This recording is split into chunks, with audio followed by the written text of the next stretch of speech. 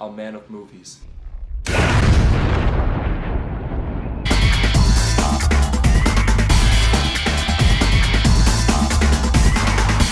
Let's start my last list of most anticipated films coming from Marvel Studios.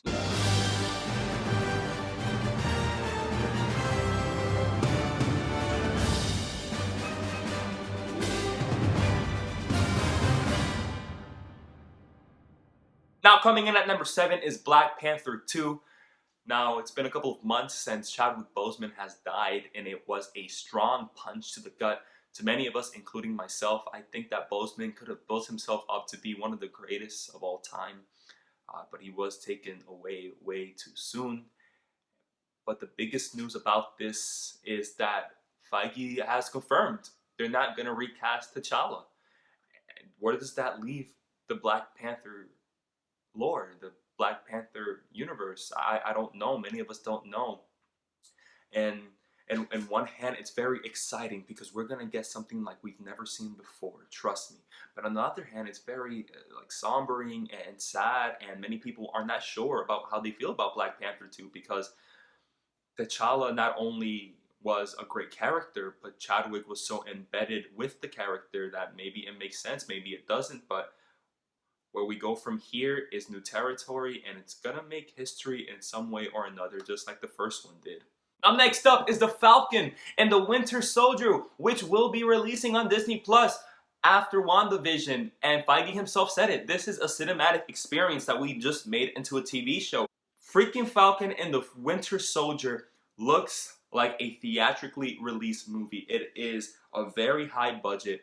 It looks really adventurous and action-packed. It looks as good as a Captain America movie. Coming right in my most anticipated list is Thor: Love and Thunder. It is directed by Taika Waititi. That is a +1.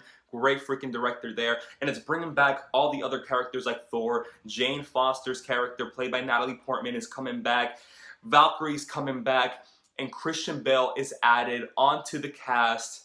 We knew he was going to play a villain, and now it's confirmed that he's playing Gore, the God Killer or something like that. And I never really knew about the character, but when I was able to research him, read some panels from comics, this dude is menacing as hell, man. He is a huge reason as to why Thor lost the belief in his own self-worth. And it led to the events of Jane Foster becoming Thor, the new Thor. And I think we're going to see that a lot. And I guess that's what makes me think it's going to be a very personal story. Of course, we're going to get that witty humor that Taika is very known for in his films. But I think there's going to be a lot of meaning. Number 4 is Spider-Man 3. There's not a lot we know about it. It's supposed to be coming out a year from now. It's going to be directed by John Watts. Tom Holland's in the movie, Zendaya's in the movie. But there has been so much news circulating around this film and the production that makes me so excited for the potential of there being a live-action Spider-Verse. Now, a couple months ago, we got the news that Jamie Foxx's Electro was going to be in the movie. People were already starting rumors. And then we got the news last week, well, depending on when you got this video, that Alfred Molina's Doc Ock is going to be in the movie. And now the rumors are even worse. There are so many pictures out there seeing Tobey Maguire on set or walking onto set. I don't know how true that is, and if it is true, bro, I don't know what to say. Spider-Man is my favorite superhero of all time. Is this Marvel trying to lead Tom Holland's Spider-Man out the door, back to Sony, into his own universe? And that's why they may be bringing all these new characters and old characters to try and make us feel better, like they're rubbing our bellies and like telling us it's okay, it will all be okay, trust us.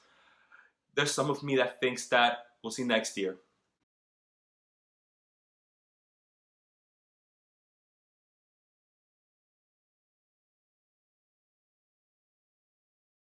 Rounding up the top 3 now is Ant-Man and the Wasp: Quantum Mania. The name sounds crazy, the name sounds humorous and witty, and You already know the movie's gonna be like that. If you've seen all the other Ant-Man movies, they're just like that, and they're crazy. And the fact that it's Quantumania, it's gonna be a lot of quantum realm talk. Maybe they're gonna go to the quantum realm various times. And after everything that happened in Endgame and how huge the quantum realm was, and part of them going on their mission of bringing back half of the population of the universe, to have Quantumania be the title of the third Ant-Man film, something big has to happen, right?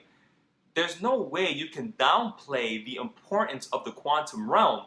And now, confirmed by Feige himself, Jonathan Majors will be Kang the Conqueror, which is a Thanos-level threat in the comics.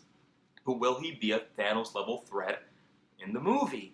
Doctor Strange in the Multiverse of Madness. The title already sounds like it's going to be madness, and I know it's going to be madness. He's going to go into the multiverse, people. What's going to happen? Are we going to see alternate versions of our favorite characters? Is the universe going to be in peril after this movie? Is this the Avengers movie of Phase 4? Quite possibly, it could be. Doctor Strange is going to be in it. Scarlet Witch is going to be in it. We know it's going to tie into Spider-Man 3 somehow, so is Tom Holland's Spider-Man going to be in it? Is Tobey Maguire and Andrew Garfield going to be in it? Who knows? There's so much that could happen in this movie. Out of all the movies I've talked about in this most anticipated Marvel list, this is the movie that will have the most repercussions for the universe, more than Ant-Man and the Wasp. Whatever happens in Doctor Strange in the Multiverse of Madness will impact the future of the Marvel Cinematic Universe. The Fantastic Four will be coming to the MCU. People, this is so exciting to me. Out of the Avengers, out of the X-Men, out of the Defenders, out of all the teams in the Marvel Comics, the Fantastic Four has always been my #1 favorite team. Not only are they Marvel's first family, but I think they're Marvel's most important family, and they have done so many things in the comic universe that to see them now coming into the live-action MCU, what is this gonna mean? I hope they don't downplay it. I hope that they're not just side players to all this. I understand that you gotta pay your dues, and they're gonna pay their dues, and they're probably gonna be in the back for a little bit, but they have to make their way to the front row eventually. The Fantastic Four has gone through interdimensional adventures. They have fought people like Galactus, Silver Surfer, and ladies and gentlemen, come on now.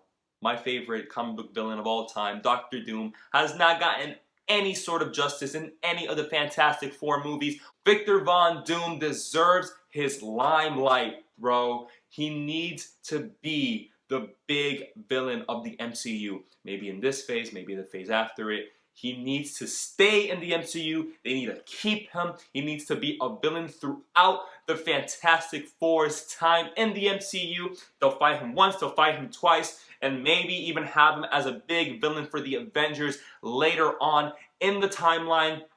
But my favorite villain and my favorite team are coming to one of the biggest franchises in Hollywood. But those are my thoughts. Comment below, what's your #1 most anticipated project coming out of Marvel Studios? But like always, like this video, share this video with family and friends, and subscribe to my channel.